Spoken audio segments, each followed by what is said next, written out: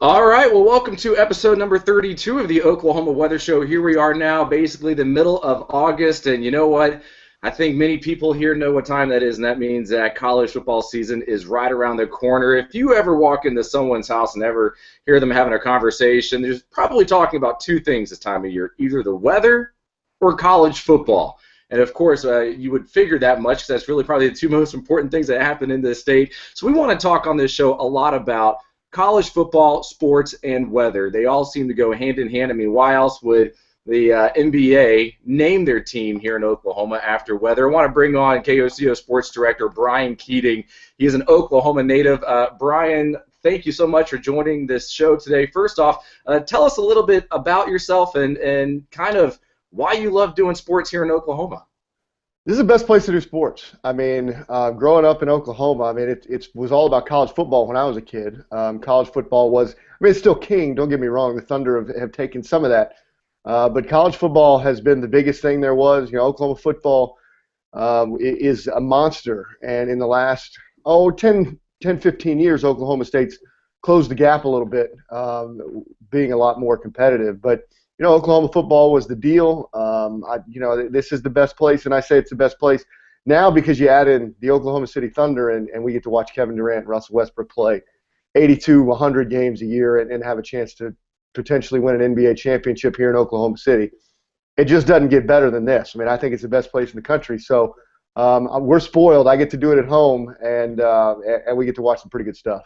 You know, you say you're spoiled there. I mean, I couldn't agree with you more there. I mean, you get lots of sports. I get lots of weather. This is certainly a phenomenal place to be, whether you like talking about sports, you like talking about weather. You're talking about Oklahoma State and Oklahoma. And, of course, when we think about weather in Oklahoma and those two football programs, you have to think about what happened last year at Bedlam. You know, we talk about weather so much and how weather can control and impact what it is that we do or how we perform.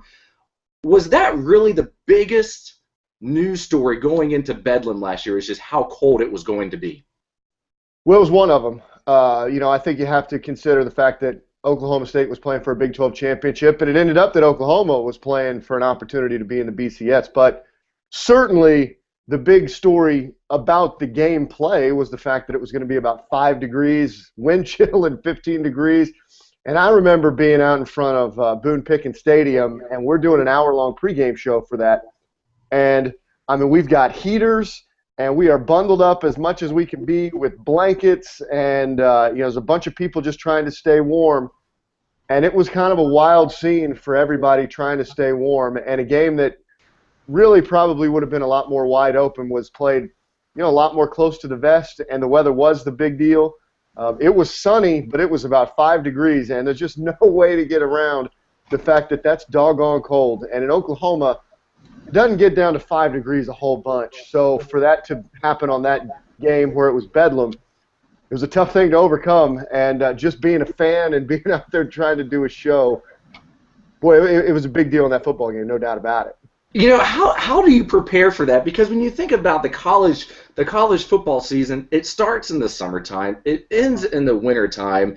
You think about, these movies that were made, or even these real life stories that have been told. You think about the Junction Boys and how Texas A&M and under Bear Bryant, they were, doing their preseason football practice in 100-degree heat. They weren't allowed to take water breaks, and then it always seems that they're doing these practices during the summer, but you can't really practice for 5-degree temperatures. Do you think weather could have possibly impacted Bedlam and the result of the game? Yeah, no, I mean, I think absolutely it affected the way that they played. And you're right. I mean, here in Oklahoma, it doesn't have to be down in Junction, Texas, where it gets to be 100 degrees in August. You look outside in the next few days, it's going to be 100 degrees in August in Oklahoma, and it usually is. So first few ball games of the year, we're talking 90 degrees, and then even into October and November. In Oklahoma, unless it gets really cold, it's only about 50 degrees, 40, 50 degrees. So it's very rare to have a football game where it's 5 degrees. It absolutely affected the way they play. This isn't Washington State or Big Ten country where in Michigan or Ohio State or Pennsylvania where it gets down into the teens a lot. Just doesn't do that. So it absolutely affected the way that game was played. And at the end of the day, Oklahoma had to make some plays and throw the football around, and that's exactly what they did at the end of the game and made plays and won. But it affected the way that the game was played. It affected how many people were in the stands. It affected how everybody did everything, on that December Saturday. So the weather a lot of times plays a role in the football game. It doesn't have to be cold. It can be heat, and it can be a cold team trying to play a hot team. I mean, there's just a lot of ways that weather affects home field advantage, and certainly on that December Saturday it did. Do you think that possibly, when you're trying to think about how do you prepare for a Bedlam game where it's 5 degrees, what can you do? I mean, how do you prepare your body to play in that type of weather, especially when I look out there, and I remember seeing football players dressed like it was still 70 degrees, or they have the shorts on. They don't have that Under Armour cold gear on. I mean, what can you do as a coach to get your players ready for a game like that? I think what a lot of coaches do, I think during the week they do their best to put them outside and in some conditions, try to prepare them as well as they can. But at the end of the day, you have to prepare your team over the course of time. And part of dealing with cold, your body's not going to respond in a lot of ways that it would when it's 70 degrees. But what the coach will try to do is make them mentally tough, where at least they try to convince them that it's not a big deal and that both teams have to deal with it. So a lot of times what you'll see is the coach actually not wear as many clothes as he should. He's not running around. He's not sweating the same way as guys on the field, but he's trying to convince his team that it's not that cold. So you'll see coaches wearing smaller jackets and not as much cold gear because, if a player goes to the sidelines and he looks at his coach and he's freezing, sometimes it's easy to remember that it's cold. But, just in the course, you try to get those guys as mentally tough as you can because your body's just not going to respond the way when it's 10 degrees as to when it's 50. So what do? I mean, it's almost impossible to prepare for that moment when you're not used to it. Like I said, this isn't Michigan, where Michigan State's playing Michigan, and it very easily could be 5-10 degrees there.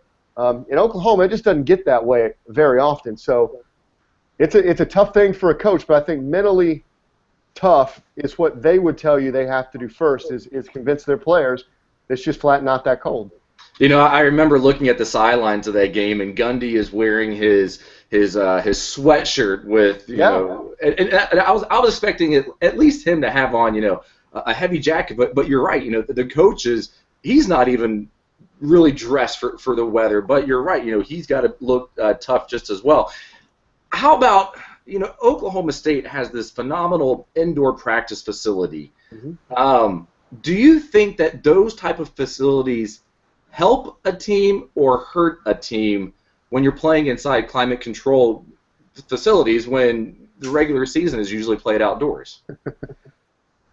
I think it helps you because it gets you more days where you can practice, and I think that's the big deal. Now, you're right. On weeks like that where it's cold, and I think Oklahoma and Oklahoma State would have practiced outside that week as much as they could. But in the summer, when it's 108 degrees and they want to get an extra practice in, that's why they get them. For really terrible rain and storm days, which certainly we get in Oklahoma, and when it's really, really hot. I don't think the coaches are as concerned when it's cold outside, because they know they're going to have to play in that. But when it's 108 degrees in July and they're trying to get a workout in or a two-a-day in and they want an extra practice, I think that's why they use those indoor facilities more than trying to stay out of the normal elements. And I don't think they practice in it every day all the time. But in July, yeah, sure, they're going to practice in it a lot because they don't want to put their guys in really bad situations with water and heat. And so those things protect their players, I think, in the heat more than they would use it in the winter. What type of practice drills have you seen coaches do over the years where they try to get their players ready for, let's say, a sloppy game where it's going to be really wet? Do you ever see coaches basically taking a football, submerging it in water, and then just say, all right, you guys are playing with a wet ball today? Yeah, I think coaches try to do everything. Outside of ruining their facility, and they'll put wet balls and they'll throw their guys in the cold. They'll try to put them in any condition that they think they're going to have to play in. And coaches get creative sometimes, and they will do wet balls. And I've seen coaches put balls in the ice chest. So now it's not just wet, it's freezing cold. And so you do your best to simulate everything you can for those guys what they're going to face on Friday, Saturday, or Sunday. And sometimes it just doesn't matter. You know, it's 5 degrees. If you're not used to 5 degrees, it's just going to be cold and your body's not going to respond. But, yeah, I mean, those are exactly things that coaches would do. Wet ball, cold ball, sloppy conditions, throw you out in the cold, put you in the heat for a little while, run you in any gauntlet you can to what you're going to face at any point during the season. I've seen many games impacted by weather, and of course, you know, with us being the ABC affiliate, a lot of times we have those Saturday night games. I remember a couple years ago, it was Saturday, and I was working the evening show, and the lead-in to our 10 o'clock newscast was supposed to be Texas Tech versus the University of Oklahoma. This was back, I want to say, maybe back in 2011, maybe 2012. One of those years, they were playing in Norman, and it ended up it was titled the game Stormin' in Norman. That's how they titled it. Yeah. Because it just poured down rain for the very beginning of the game. The game was delayed. We ended up going to a West Coast game while we were in this rain delay. And then the game finally started, and Texas Tech just went all over the place, and it almost looked like they were the better prepared team for these weather conditions. I want to say the game started like 35-7, and then finally OU got they got the gears turning and they started to make a comeback. But at that point, it was too late. Yep. What other games can you think of besides last year's Bedlam or that Stormin' in Norman game where weather has just played a huge role? Have you ever seen any? And if it's not in Oklahoma, you know, any in the Big 12? Sure. You know, I think that was a 2012 game where Texas Tech came to Norman and beat the Sooners. One of the most famous right here in Oklahoma, it's got to be the Ice Bowl, 1985, Oklahoma State, and it's called the Ice Bowl for a reason because in Stillwater, it was snowy and icy and low scoring and ugly, and, you know, for two pretty good teams at that time, that's the one in Oklahoma lore that you'll hear about. It is the Ice Bowl, Thurman Thomas and some of those great Oklahoma State players. So that one certainly, and the one being growing up as a Dallas Cowboys fan, the one that I always go back to is the famous Thanksgiving game where Leon Lett and the Dolphins, the Cowboys blocked the field goal, and it's snowy in Texas Stadium. It doesn't snow in Texas Stadium very often, so here we are in Irving, Texas, and it would snow on the ground. The Cowboys blocked the field goal, and we've seen it a million times. Leon Lett goes to try to recover the fumble or the blocked field goal. He doesn't even have to touch it, and he kicks it accidentally. The Dolphins recover. They kick a field goal to win the game on the next play. So that's one of the most famous ones for me growing up as an NFL and Dallas Cowboys fans. Those two games, I think, weather impacted the outcome of the game as much, or at least was a story in the game as much as any that I can remember in Oklahoma and being a Cowboys fan. I remember that game, and of course, you know, you don't think about us getting these snow events at the end of November. I mean, it can happen, and it's very rare. It's not like it happens all the time. As you mentioned, it's not like we're a Michigan or a Buffalo where you start seeing the snow coming in. And there's a reason why you look at college programs like the University of Minnesota or Syracuse, and they play inside these domes. But it's amazing. You know, you spent a lot of time down in Texas, especially watching high school football. I mean, high school football, huge in Texas, just like it's big here in Oklahoma. And they start those games, you know, early in the season. Have you ever seen a high school game just get out of hand because of the weather? Because of the weather. I mean, I've seen some really hot football games. And I think in Texas that's what you get more than the cold. It does get cold into December and a little bit rainy, but not like it does, you know, whether Kansas, Nebraska, Colorado, up into the Midwest. I've seen some really hot games where you really have to be prepared. You know, Saturday afternoon, when I was working in Abilene, Texas, they would always play their opening game on Saturday afternoon, the first Saturday of the week. So, you know, late August, early September in Abilene, Texas, it could easily be 100 degrees, and you're playing a football game. So one of the things that I've seen coaches do to try to get their guys hydrated, sort of the other way around from the rain and the snow, is that they'll make their guys walk around with water bottles. And at any time, if a coach looks at you and says, chug it, you have to drink that whole water bottle and fill it up. And so those are little tricks to try to keep their guys hydrated that I've seen because, like you said, in Texas, it could easily be 100 degrees, even more so than in Oklahoma. So those are I've dealt with heat probably more than I have with cold. Hey, gentlemen, I'm joining you a little bit late. I finally think I got all my stuff working in here. Have you ever had one of those days where just nothing works? You know? Every day, Brad. I got a long list today. Hey, Bryan, I'm glad you're on this thing. You know a lot about Oklahoma sports and weather. I think everybody in Oklahoma just kind of knows the weather after living here. If you don't know the weather, obviously it can be a big problem. Hey, when is the last time, or do you know of, an Oklahoma game had to be canceled because of weather? Canceled. Wow, canceled. That's I know that's a big deal because I think here's the concern in September and October, and it may never have been. I may be asking you a question that you just say no to. September, October, of course, spring is our weather season for tornadoes, but in September, October, David and I and a lot of people often talk about this mini little severe weather window that we go through where we can have tornadoes. Essentially in Oklahoma, it's the transition months, going from spring or winter to spring, or winter to summer rather, and then summer to winter, where you can have severe weather contrasts of warm and cold air. So have you ever talked to anybody about what happens when there's an Oklahoma game on a Saturday in October and we've got a moderate risk out for tornadoes? What would they have to do? I think they would cancel a game. I know they have a big plan in place, but have you talked to any of the coaches down there or anybody ever about that possibility?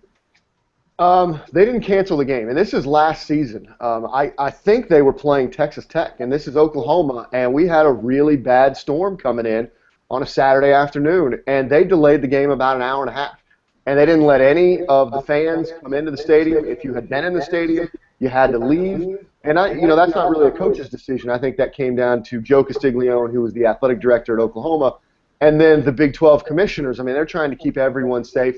And so if you're in the parking lot and tailgating, you don't have a lot of places to go. What they didn't want is a bunch of people in the stadium around all the lights and around all the stands, which are a lot of times metal. So they didn't let them in, but once you're in Norman or in Stillwater or anywhere and a tornado risk sort of happens, well, you don't have a lot of places to go. And, it ended up, we didn't think at that time there was going to be a tornado risk, but it was going to be bad thunderstorms. They didn't want lightning, and that was really, I think, more the concern in October than tornadoes. But I think that's something they would have to look at. Like you're saying, they're just trying not to concentrate the risk in such a small area. Right. If you put everybody together, you've got a big risk there. Spread everybody out a little bit better, and I guess the concern would be, too, hey, the population of Norman is about 85,000, but on game days, it doubles. Right, sure. Population of the city doubles. And if you've got a big storm day, there's nowhere to put all of those people. They're better, they're safer at home, and heaven forbid a tornado does come up when everybody's leaving the game. All the traffic backed up, you're tied up on the roads, can't go anywhere anyway, and then storms are coming through. So, as you mentioned, that we haven't had to cancel a game. They're gonna, in the years to come, when we have these severe weather seasons, we're probably gonna be faced with that sometime. Where, hey, do we risk it or do we play it safe? Well, of course, you got to think about. I mean, we can look back. There's actually been a couple events. First off, I think Oklahoma State was playing Tulsa a couple years ago, and that game went until I want to say like 2 a.m. I mean, it was pouring down rain, so they delayed the game. If you want to go over look at the NFL side to this. This past year, I was at a weather conference, and Owen Daniels, who is a football player for the Houston Texans, I asked him this question. Last year, Chicago Bears were playing an NFL game, and it was actually a pretty big severe weather day, and we were watching these storms coming in from the west, and they're headed right to Chicago. And as a meteorologist, we all know the conditions, and we're thinking, I cannot believe that the NFL is getting this game on and is playing this game. And they waited till the last minute before they finally said, all right, now we're in the second quarter. We've got to postpone this game. We're going to take everyone out of the stadium and we're going to put them in a museum right across the street. I think it's insurance. I mean, it's more of an insurance liability than anything else, I believe. You know what's tough about that is that there's so much money tied up in TV contracts, and so they want to get these games played. And I think you see rain and snow more often in football, but severe weather season for you guys, that's going to be basketball season for us.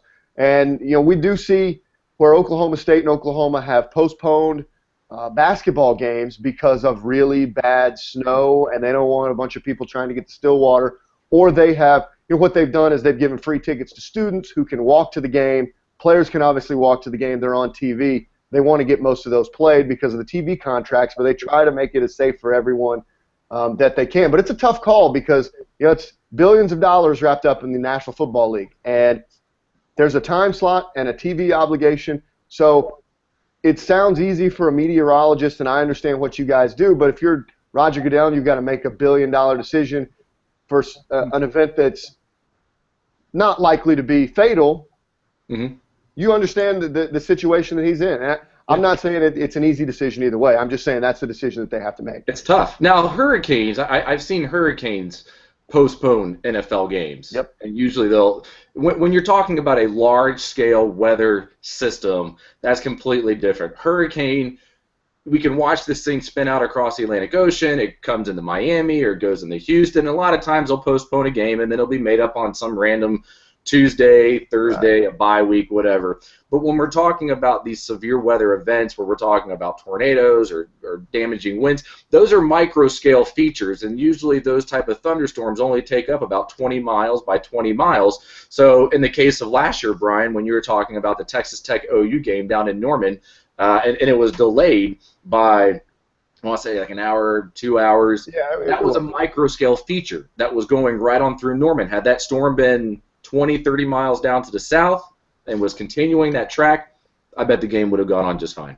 Sure. Here's the other problem, guys, and I know both of you guys have done weather in Oklahoma for a while and seen tornadoes. As a person who's grown up in Oklahoma, if you canceled or postponed every event because there could possibly be a tornado, you'd be doing nothing. And so, growing up as an Oklahoman, I mean, we've seen tornadoes, and they're normally small and out in western Oklahoma or nowhere. And so, you're not really afraid of them. And I know that sounds silly because we see bad things happen, but you grow up and you're not really afraid of them. I've never grown up with a storm shelter. My parents don't have one. I don't have one now.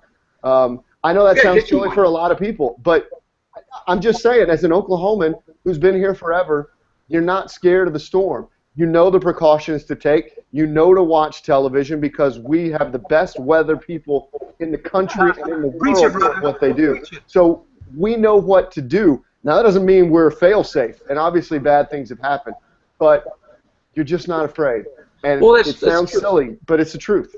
It is truth because we know that tornadoes are what we call low probability, high impact events. There's a very low chance that you will ever be impacted by a tornado in your entire life. But if you are, it will have a very high impact. And this coming from a guy who lives down here. We face this so much.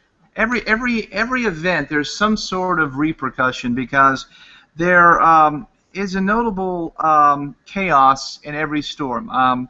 There is that surprise factor, and unfortunately there are a lot of false alarms when it comes to a tornado event or a snow event.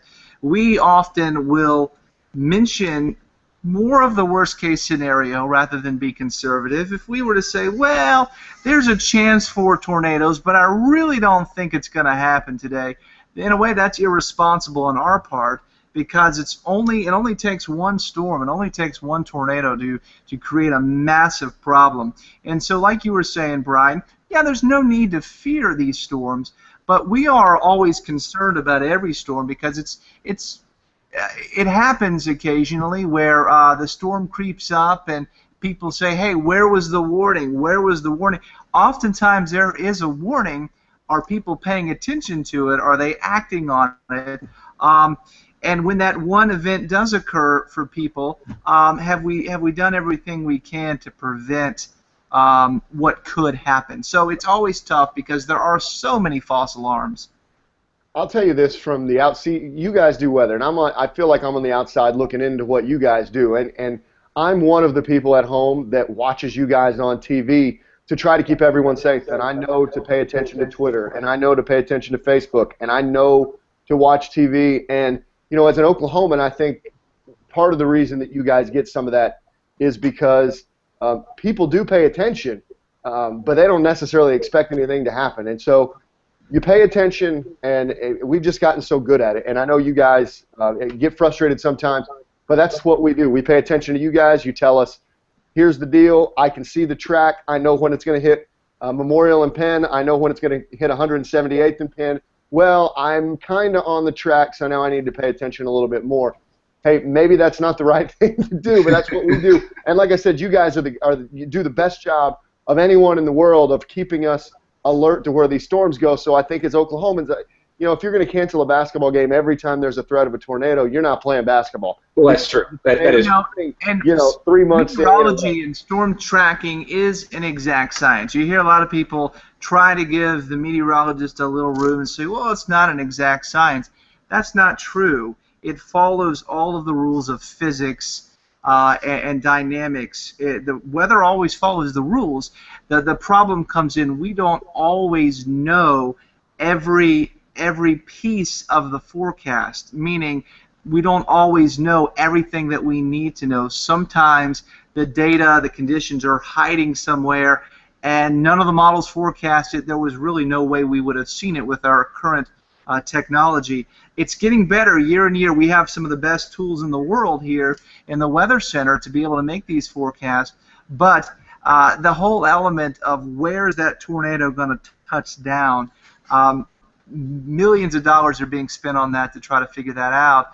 And it's always funny too when a storm does creep up and surprise people. What was it here recently where and Damon, you may remember this too. I remember there was a sporting event that created a lot of problems, and some of the community leaders came back and said, well, this wasn't warned, and the meteorologist said, yes, yes it was, you just weren't paying attention to it. Do you guys remember that? I get that a lot. I mean, I can't tell you how many, you know, struck without warning events we've had. I'll have to think about that one. Hey, I got a tweet coming in, and this guy asked, you know, he's a big fan of watching you on KOCO, Bryan, loves the Thunder.